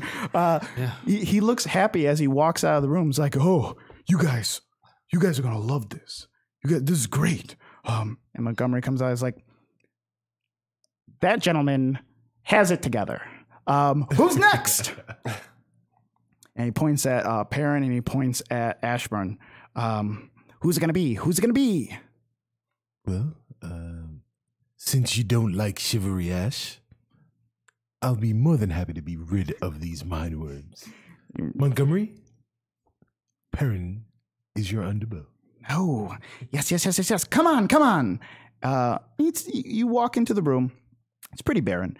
And there are two chairs just in the middle of this room facing each other. And he looks at you and he says, well, all you have to do is focus. Focus on that moment. I don't know exactly what it is for you. It's different for everyone. But if you can just focus on one of your first important memories, the thing that, it might not be the right one, it might not be the one that you think is the biggest or the most entertaining, but whatever that one is, I need you to find it, okay? Very well. And you close your eyes and you start to concentrate. And it's kind of like this warp zone, like, and you guys are someplace. Where are you? So we are back in my halfling village. We're in, it's a very beautiful day. We're in like just the edge of the forest. I am coming out of the tree line, and off in the distance is a cottage. It's a nice sized cottage. It happens to be my family's home. And there is, when I was coming out of the tree line, I saw smoke billowing, which isn't out of the normal, out of the ordinary, because the fireplace may be going, someone may be cooking something, there's something in the hearth. But as I get out of the tree line and I look, I see that there is much more smoke than there should be. And as I start to make my way closer and closer, I see that the entire cottage is on fire. Oh, okay. So you and Montgomery are standing outside this cottage, and you see yourself, a younger Perrin, starts running to this cottage. Montgomery looks over at you, who's watching all this. Oh, I thought it might be a happy memory, like the half-orc. What happens here? This is when my old life ended, and the life of Perrin Underbow began. So this is a bittersweet memory. This is the memory of the young halfling dying, and the beginning of the life of the man that you see before you. My family, my entire family, everyone that I ever knew, died right here, right now. This fire was set. This was not an accident. But I looked at myself and saw this young boy as me and knew that despite what has happened, the tragedy that has happened, that I have been spared, that I should take this time to live life to its fullest, to find out all its mysteries, all its enchantments, and then perhaps with enough investigation, with enough knowledge, that I may find out who is the one who did this to my family, and that I could avenge them and set right what was started oh so long ago. Montgomery stands there, and his eyes are very wide as he watches this house go up in flames, and watches you search for a way in to the cottage, I would imagine. Yeah. You were trying to get into it. Okay, well, I have some really, really bad news. Oh, God. I was really hoping for a happy memory. This is a tragic one. And the mind worm is going to change it.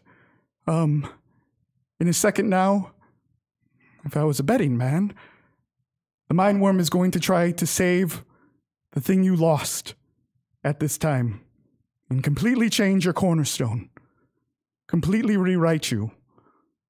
You have one chance to keep the memory as is.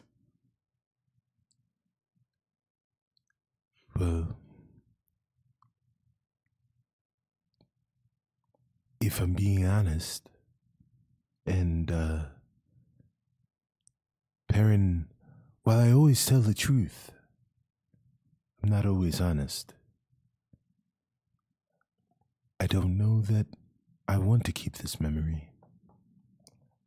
Oh, I mean, if you lose this memory, you will lose yourself. This mind worm will rewrite your entire mind based on this one cornerstone. I mean, we don't have much time. You need to lock that door right now. You need to lock that door. What? And he points at this door.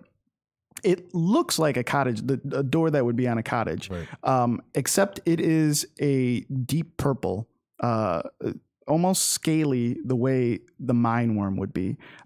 In Montgomery's mind, he's thinking the way this mind worm is going to take over is by changing your memory. And to do so, this mind worm needs to save your family. So you think that you have always saved your family.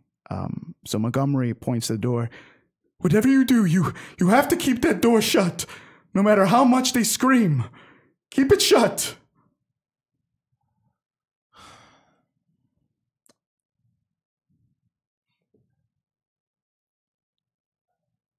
Perchance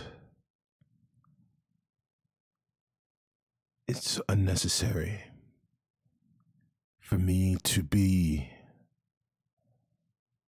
what I thought I wanted to be. Today, I must embrace who I have become. I will keep the door closed. So you and Montgomery run up to this door and you press your body up against it. It wobbles a little bit. It doesn't feel hard like a door. It feels like a giant worm. As you hold it shut, you feel this banging on it as well. You can see yourself in the distance, kind of look at us in the distance. And the banging, and then there's yelling, but it's not human yelling or halfling yelling. Right. It's like this horrible, terrible scream of like a creature calling out. When we look up and the camera pans back, we see that the cottage is this giant purple worm at this time, completely on fire, and it's screaming and it's yelling. It's so intense, and you could almost like feel the heat. And then all of a sudden, you're sucked out, and you're just sitting in that room again with Montgomery and yourself. Well, why don't you get some rest? He opens up the door, and it creaks. Very well. Parent Underbow will go and get some rest. I've definitely needed some. Thank you very much. Oh my God, he thinks you're the most fucked up person. Rin, let's cut over to you. So Knock Knock got out first. He's been kind of like looking around this entire place, and he goes to you.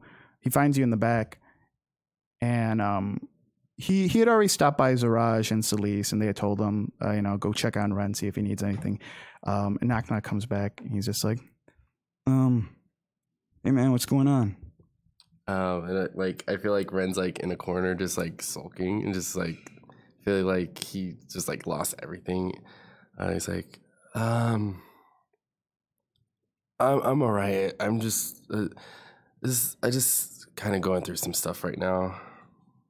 Yeah. Yeah. I heard what they're gonna take they're gonna take your jewels and your clothes away. That seemed like something you really cared about, huh? Yeah. I mean, it's been kind of hard, just mainly because it's just I've had a hard life, and I know it seems very flashy of me having things like this, but it's all I have, and this I feel like everything's been taken from me, but I know it's for the betterment of the group, but I can't not feel like bad about myself right now. Yeah. What's the fear? That I'm just gonna be nothing like I was before. Like I don't matter. And this is the first time in my life I've actually felt like I was doing had a purpose, or I was doing something, or I meant something more than myself. And it just feels like I'm going back to just being just nothing again. What were you before? Wait, what was that before? I mean, I haven't talked about this much, and I try not to, but before I met all you guys, and I grew up without a family or friends, and I was by myself, and I had nothing. I walked around in sacks and had the dingiest clothes, and I just got called so many names and made fun of, and I had to steal to survive. That's all I had. And the very first time I actually had something of value was a piece of gold I found just trying to survive. And when I saw it, it was the most beautiful thing I ever saw in my life. And I knew when I had it, I didn't want to let it go. And I wanted to be better than what everybody would talk and say about me, and be better as a person, and just not be nothing anymore. You want to change your name. Yeah. It feels like that. He pauses for a minute in the doorway. Kind of looks at his feet. And he says, Ren, do you remember the first time we met? You asked me about my name. Yeah. You asked me what my name meant. And I didn't know you very well, so I didn't tell you. But I can tell you if you want to know. It might help you. Yeah, I would like to hear that. So Knock Knock's not the first name that I had. I actually don't remember my first name. They would call me it all the time, and I just never answered to it, It was like I didn't grow up in the monastery with the elves at first. And I was born and raised in a tribe, in a half-orc tribe, you know. We were nomadic, so we travel. I didn't really fit in there, you know. Like it didn't make sense. It's like the tribe was this dog eat dog place, and it wasn't for me. There was no discipline. It was just like, you know, everything was looked down upon if you try to help someone. There was no, anyone can turn the back on you at any time. Anyways, this one day, we were traveling and we passed by this monastery, right? And it was beautiful. It was gorgeous. And the chief, he decides, hey, you know what? We should take that. That should be ours. And he sent 10 of our strongest men in, and they went up to the front door. And almost on like instinct before they got there, one single elf came out. And it's like, she read them. She like knew exactly what they wanted, knew exactly why they were there. And in a moment, so fast, ran so fast, all 10 of them were on the ground, dead. And she casually just walked back inside and closed the door. And see, the chief was angry, and he wanted that monastery more than anything. So he needed more information on it. So he needed recon. My father, he was this brave, huge half-orc. He volunteered me. Of all people, me. I was excited. I got to leave. I got to leave the tribe. And I didn't do well there. So I found the cliff that overlooked the monastery, and I just sat there and I watched, you know. Every day, just taking detailed notes. People that went in, people that came out. And very soon, I got to know them. I saw them, and it made sense. It made so much sense. The way they treated each other, the respect, the pride that they had. On the third day, they buried all warriors. They buried them and had a ceremony and everything.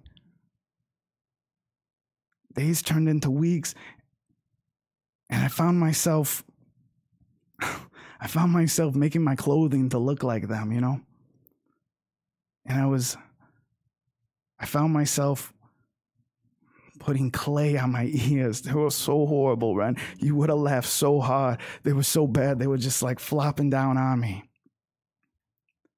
And one night, they were having this celebration, and I was just singing this song so loud. I could still hear it, you know? But I didn't hear my name. I didn't hear my father calling me.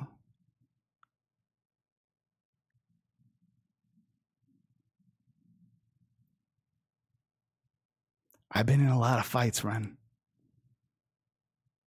And I've taken a lot of licks. But I ain't never been hurt like that before. And when I woke up, the whole tribe was packing up. The chief had announced that the monastery was impenetrable and that we'd never get through. And during that meeting, my father raised his hand and said that I had discovered a way through. They had come up with a clever disguise.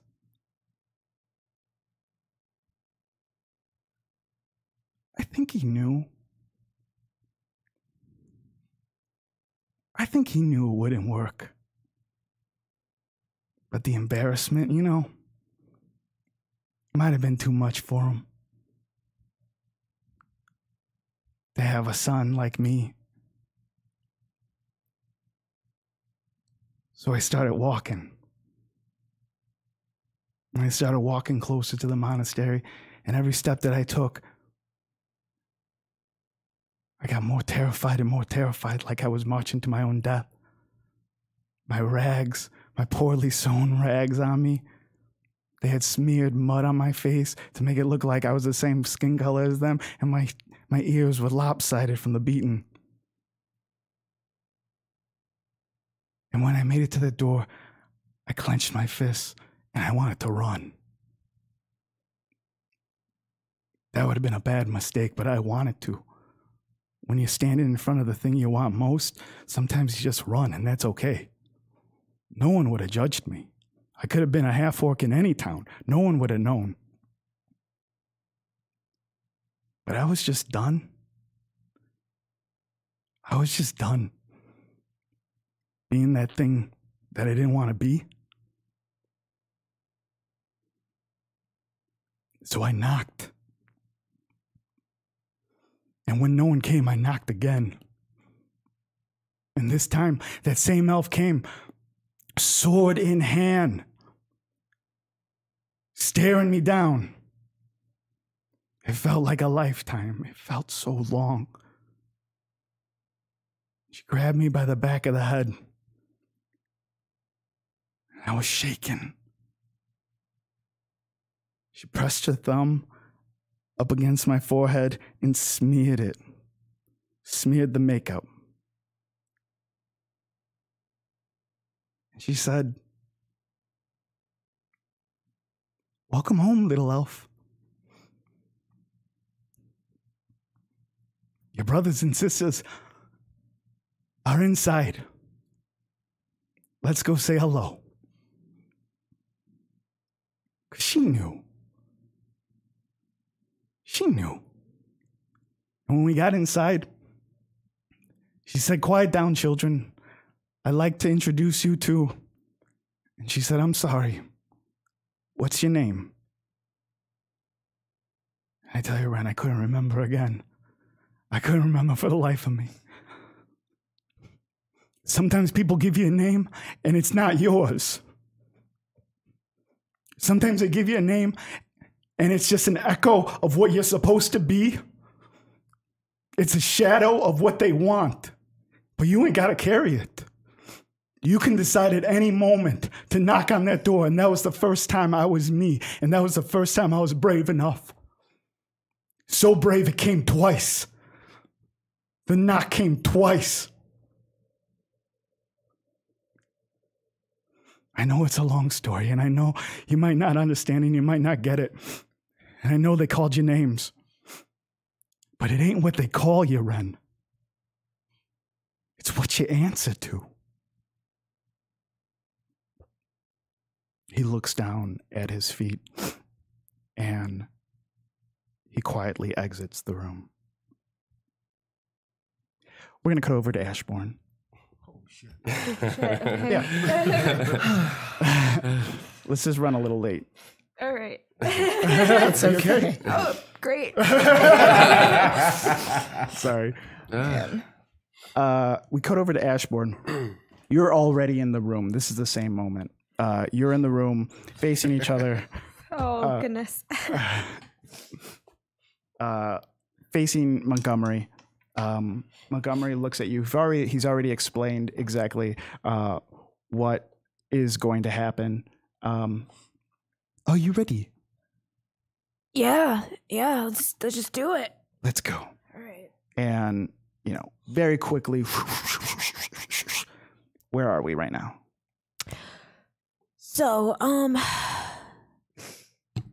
Ashton, she doesn't know who her biological parents are, but the woman who raised her is a kind and wonderful elf, and so we are at her door, the door of Ash's house, and in Ash's hand is a letter, and it is wrapped like a love letter.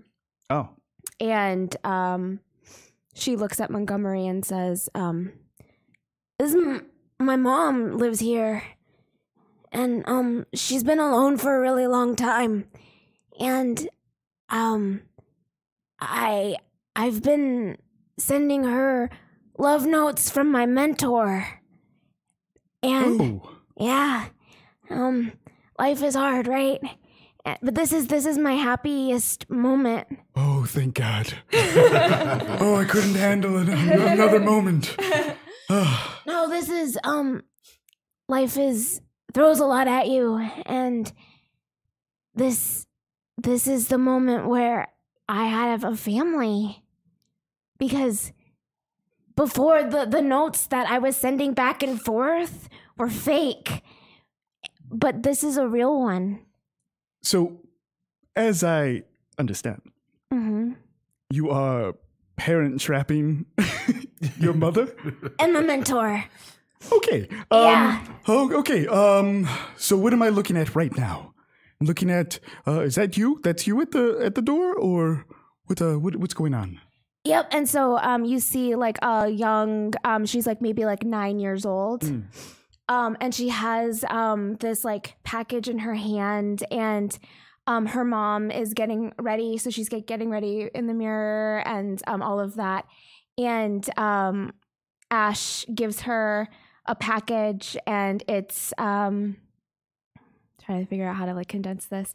It's a note from that the mentor had written, and my mentor isn't a poetic man. He's not. Is this actually from the mentor, or you wrote it? It's from the mentor. Oh, okay. I had been parent trapping them really hard. Okay, gotcha. This is the moment where it became real. Gotcha. Third act. The third act of the movie Parent Trap. I'm also thinking of the Haley Mills one, not the one with Lindsay Lohan. Yes. Is the Haley Mills everyone one. on board with For that? sure. Okay, cool. And it is. So the language is a little different, and it's like my mom reads this note and she realizes kind of because it's a genuine. It's genuinely him speaking, and it's not like me using colorful language. So the language is different, and she walks outside, and my mentor is there with he's holding a small little kit. Kit? It's a baby fox. Oh, okay. Gotcha. And he gives it to my mom. Okay. As your mom goes to reach for the little baby fox, Montgomery is staring at it, and he's staring at you, and he knows that this is the moment. And the fox jumps down and starts running out the door. Oh, that's it. These mind worms are trying to ruin this moment right now. We need to get that fox. And he starts like running for that fox. Okay. So, yeah. So I start running for the fox as well. Yeah. Okay. Where was this, in like a small town? Or? So it's like town that's kind of, it's not a town, it's more of like in the forest, like a cottage, because when Ash was younger, like because she doesn't know who her parents were, she was seen as like the cursed child because of her claw. She was born with it. Yeah. And so to like protect her and to keep her away from people who want to like sell her or to just take her, they live like in the like far away from other people. Yeah. So it's like in the forest. Yeah, and you find the little kit, the little fox, standing in front of this tree, just like standing there, wants to run away as we're approaching it. Okay, what do you know about this little fox? This is my brother Chips. This is my brother. Chips perks up at you. And this is a weird moment for Montgomery because the mind worm should be doing everything possible to destroy this point in time. But what he didn't know, or what he actually doesn't know about, is your connection to this fox. So both your memory, and because it's almost a loop, because you do have Chips's memories in your head as well, it starts to mirror and reflect each other. So you guys are just kind of like vibrating at the same time, where Chips is not so much experiencing the mind worms, but he knows exactly what's happening. Kind of like it's revealed to him, like it's it should be really hard to catch this fox, for you and Montgomery to catch this fox. But because this is happening at the same time, it's kind of like vibrating and happening at the same time in Chips's mind too. Shaka, you probably noticed this. There's a little fox just sleeping and like kind of like running like that, and kind of like stops, and it's steady. Ashburn, you're standing there, and Chips is about to run, and then he looks at you, and then slowly starts heading towards you, looks up at you, and then starts walking back to the house. Mhm. Oh, I did it! And then you're sucked back, and you're staring at each other. I'm staring at who? You're staring at Montgomery. Okay.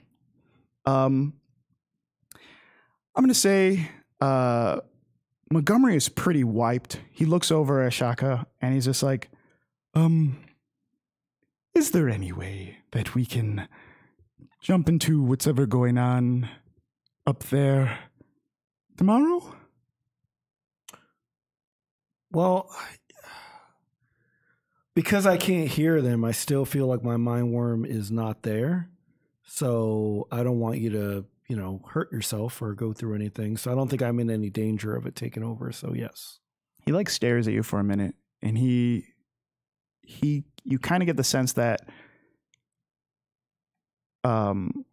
you're going to be a big undertaking in his eyes. He's just like, yes, a lot to unravel when something like that dies in your head. A lot to unravel. He just kind of like slinks off. Ashbourne and Shaka. Shaka, you were waiting for Ashbourne, I imagine, because you were, good friend. And you guys are all back in the back area with Celise and Zaraj. Knock Knock and Ren have come out too. Perrin has come out, and Celise and Zaraj are going through your guys' stuff, those potato sacks or whatever. Everyone roll investigation. 15. Low. 18. 7. 18. Okay. What did you roll? 14. 14. Okay. We'll start with Shaka. All your stuff is there, except for the map. Oh. It was so light and paper thin, you didn't notice the weight difference while you were carrying it. You're searching everywhere for it. You're going through your clothes, turning them inside out. Ashbourne, everything is there for you. Perrin, everything is there for you. Knock Knock, everything. Rin, everything is there. Celise, what did you roll? 18. 18. The weight is exactly the same. Everything is exactly the same. Everything feels the same. But as you start pulling things out, like the shapes feel the same too. You pull out your Book of Tyr. You pull out the stone that you had. Yeah, you pull out the stone, the long oval stone. Mm-hmm. It feels different. And as you pull it out, your thumb is kind of like on that middle stone, but it's long and has 3 gems in it. I had 3 eyes. Three eyes. Yeah. You put your thumb over it, it's like, oh yeah, that's what it is. But you pull it out and you look at it, and it's a loaf of bread with 3 tangerines in it. And you're like, And then you go to pull out that book that you were given by that demon, and it's not the book. It feels like the book. It feels heavy like a book. You look at it, and there's some crude writing and drawing on the front. Top left-hand corner, there's a picture of this huge reptile-like foot, and the words on it say "Volo Tamps," creatures that stamps, and that's X'd out. And next to it is another picture of 2 men standing in front of a mind flare with thought bubbles that comes out. Oh no, better call Volo, and that's crossed out. And then under that, in big letters, just in the middle and the front, it says Volo's Guide to Monsters Draft. End of episode. End of season, yeah. Wow. Yeah, so let's go around the table and say who we are and where we can be found online. Where am I? Wow. After that emotional roller coaster. My name's Tanya DePass. I play your not so grumpy paladin that has now had a bath and killed things.